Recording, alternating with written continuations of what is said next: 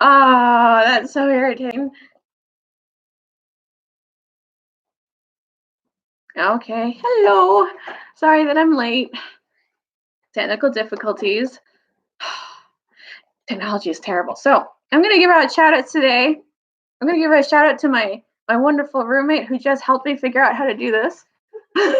So shout out to Miss Nikki. Thank you so much, Miss Nikki. And I'm gonna give a shout out to one of my students, to Cora, because Cora is so fun and she has a bright smile on her face every single day. And she Cora makes my day. You make my day brighter. Um, Hello. So yes, thanks for staying here, even though it was 10 minutes late. Um, I think I figured it out now how to do this. So welcome to story time with Senorita Pikula. Um, I hope all of you are doing really well today on this Monday afternoon, and we're going to recap a little bit about our story. So last time, Caspian was we were in the chapter of the people that lived in hiding, and Caspian was meeting lots of different people. He met some bears. He met Powdertwig. Oh, wait, we finished that chapter, but that's okay. And he met, um, oh, he met lots of dwarves. So he met, and the dwarves. He met lots of different kinds of dwarves, and um, they decided, even though they were hesitant to go on his side, and have try to have Caspian as a king. But then, so an interesting that happened was they sat there and Nickabrick mentioned, or not Nickabrick, one of the black dwarves mentioned, he was like, hey, he's like, do you want us to go up and get some other people to help us, some hags and some ogres up from the crags? And Trouble Hunter and Caspian both said, no, no, no, no, we never want that side of those kind of people with us. And Nickabrick sat there and he said something really strange. He was like, oh, um, if you I will believe in anybody. I will work with anybody, Aslan or the White Witch. And so um, Nickabrick Nickabrick is kind of a fishy character. Um, and then after they got the more dwarves, they met Glenstorm, the centaur, and his sons, and they all decided to have a council. Now, what's a council? A council is meeting. Okay, it's a big meeting with lots of people to decide something important. And in this case, Glenstorm said that they needed to decide about if they were going to wage war against Miraz and the Telmarines. And then the very last people that Caspian met were the fawns. There were a lot of fawns that Twig sent, and they all did a crazy dance. Well, they all danced except for there was one person who didn't dance, and that was Nickabrick. All right, and Caspian thought it had been a dream, but it turns out he woke up and it wasn't. So let's continue. All right, chapter 7. And again, if you're not here and you were going to see this and you didn't see it in time because technical difficulties, don't worry. You can watch it later, okay? Chapter 7, Old Narnia in Danger. The place where they had met the fawns was, of course, Dancing Lawn itself. And here, Caspian and his friends remained till the night of the Great Council. To sleep under the stars, to drink nothing but well water, and to live chiefly on nuts and wild fruit was a strange experience for Caspian after his bed with silken sheets in a tapestried chamber in the castle, with meals laid out on gold and silver dishes in the anteroom, and attendants ready at his call.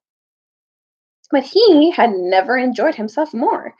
Never had sleep been more refreshing, nor food tasted more savory. And he began already to harden his face. Oh, to harden, and his face wore a kinglier look. When the great night came, and his various strange subjects came stealing into the lawn by ones and twos and threes, or by sixes and sevens, the moon then shining almost at her full, His heart swelled as he saw their numbers and heard their greetings. All whom he met were there, bulgy bears and red dwarfs and black dwarfs, moles and badgers, hares and hedgehogs, and others whom he had not yet seen. 5 satyrs, as red as foxes, the whole contingent of talking mice, armed to the teeth and following a shrill trumpet, some owls, the old raven of Ravenscar. Last of all, and this took Caspian's breath away, with the centaurs came a small but genuine giant, Wimbleweather of Dead Man's Hill, carrying on his back a basket full of rather seasick dwarves who had accepted his offer for a lift and were now wishing that they had walked instead. The bulgy bears were very anxious to have the feast first and leave the council till afterwards, perhaps till tomorrow.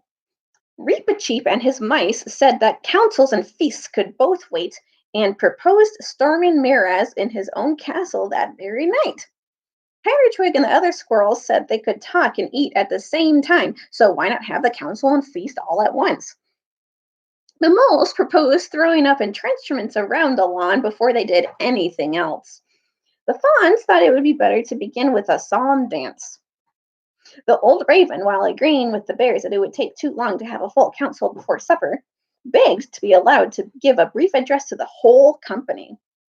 But Caspian and the centaurs and the dwarves overruled all these suggestions and insisted on holding a real council of war at once. When all the other creatures had been persuaded to sit down quietly in a great circle, and when, with more difficulty, they had gotten Pattertwig to stop running to and fro and saying, "Silence! Silence, everyone, for the king's speech!" Caspian, feeling a little nervous, got up. "Narnians," he began, but he never got any further, for at that very moment Camijo the hare said, "Hush! There's a man somewhere near." They were all creatures of the wild, accustomed to being hunted, and they all became still as statues. The beasts all turned their noses in the direction where Camijo had indicated. "Smells like man, yet not quite like man," whispered Truffle Hunter. "It's getting steadily nearer," said Camijo. "Two badgers and you 3 dwarves with your bows at the ready. Go softly off to meet it," said Caspian. "We'll settle on," said a black dwarf grimly, fitting a shaft to his bowstring. "Don't shoot it if it's alone," said Caspian. "Catch it." "Why?" asked the dwarf. "Do as you're told," said Glunstorm the centaur. Everyone waited in silence while the 3 dwarves and 2 badgers trotted stealthily across the lawn on the northwest side of the lawn. Across to the trees on the northwest side of the lawn. Then came a sharp dwarfish cry. "Stop! Who goes there?" And a sudden spring.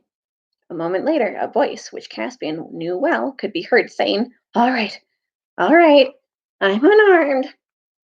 Take my wrists if you like, worthy badgers, but don't bite them right through them. I want to speak to the king."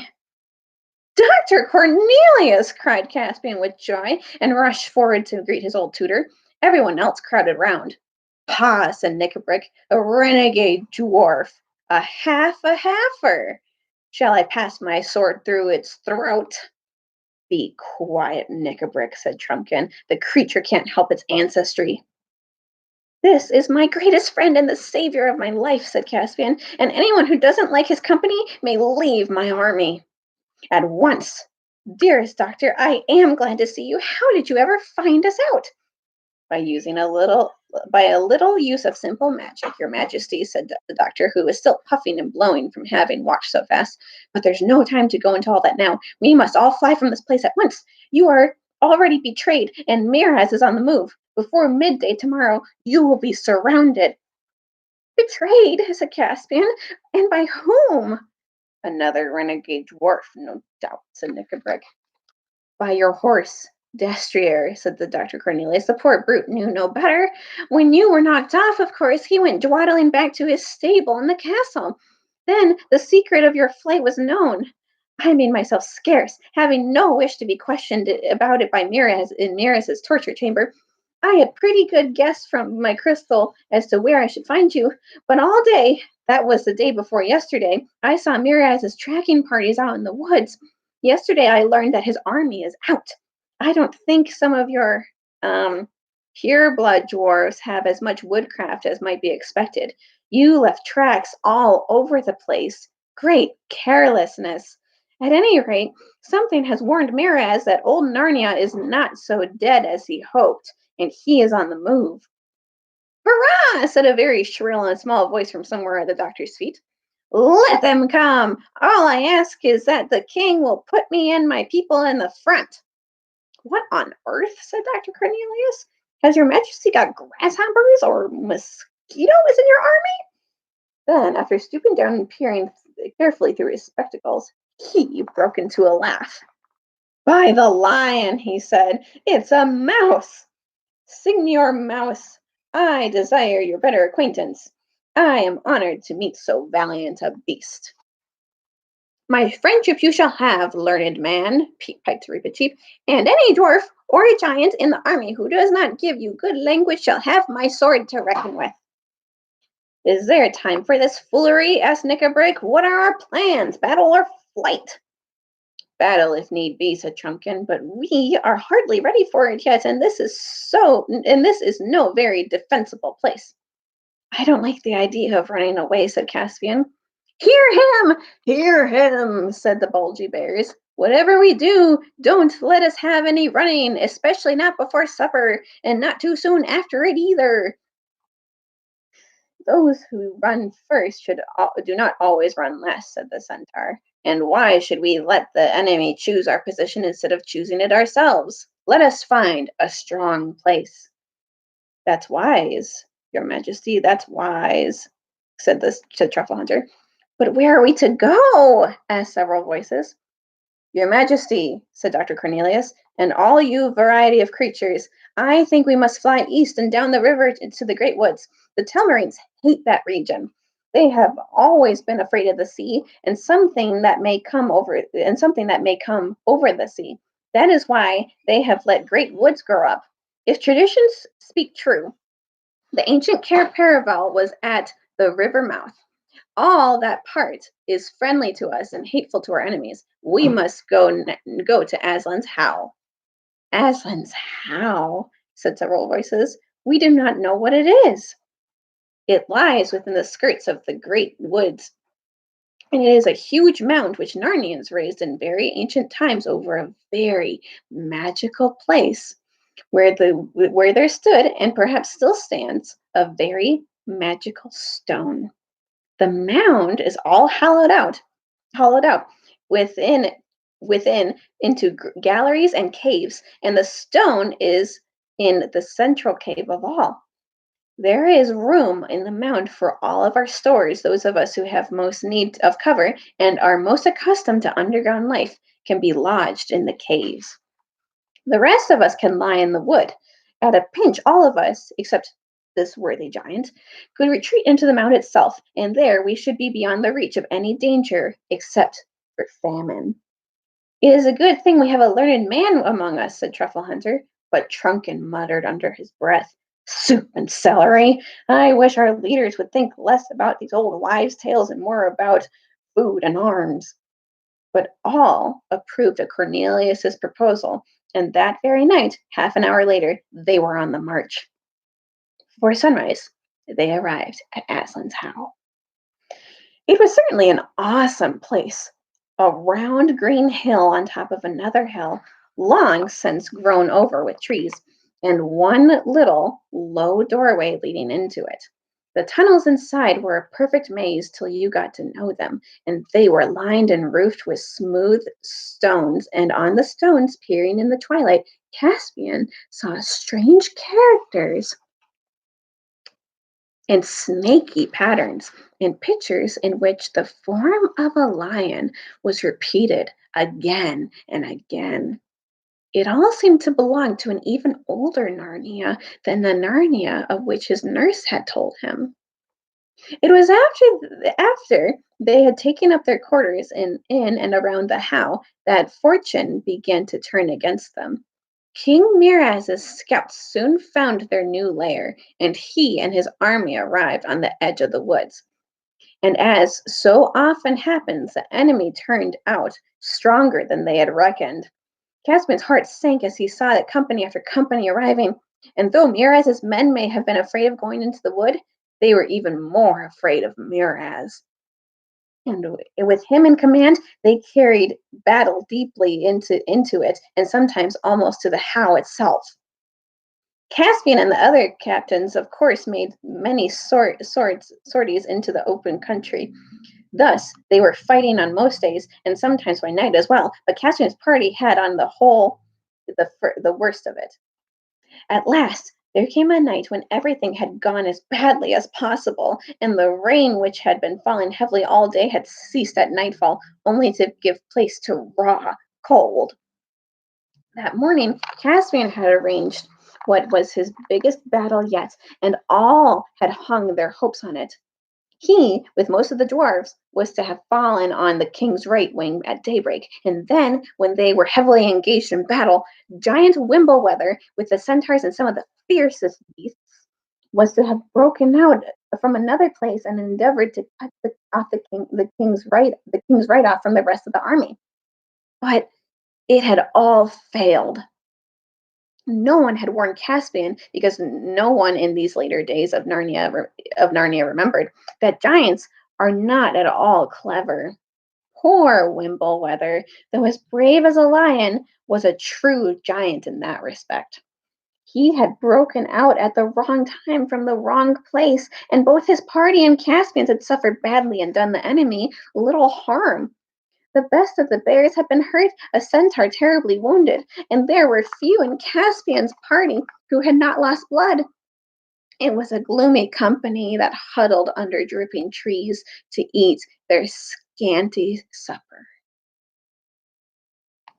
And that's where we're going to end today.